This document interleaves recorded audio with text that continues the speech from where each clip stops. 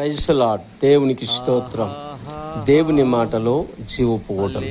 ఈరోజు దేవుని మాట కీర్తన రాసిన గ్రంథం 50వ అధ్యాయం 23వ వాక్యం. అక్కడ స్తుతి యాగం అంటున్నాడు దేవుడు.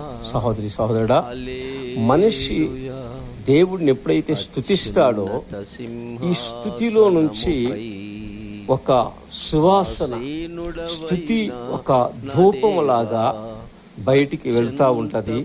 దేవుడు దాన్ని ఆగ్రానిస్తాడు. సువాసన.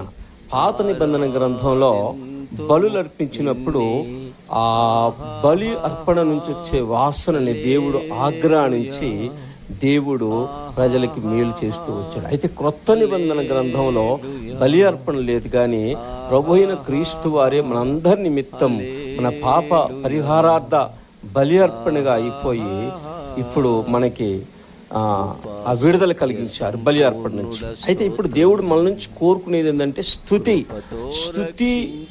మనం ఎప్పుడైతే యాగం అర్పిస్తూ ఉంటామో ఆ స్తుతి ద్వారా వచ్చే ఆ ధూపం దేవుని దగ్గరికి వెళ్తుంది.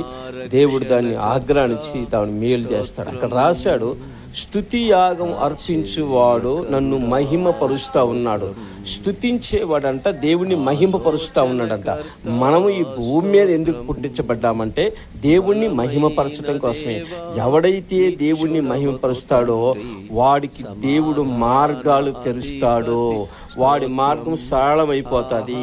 ఎక్కడైతే అపవాది ద్వారాలు మూసాడో ప్రతి ద్వారం తెరవబడుతుంది యేసుక్రీస్తు నామములో. అట్టి కృపా దేవుడు మనందరికీ మన స్తుతి యాగం ద్వారా దయచేయునుగాక. ఆమేన్.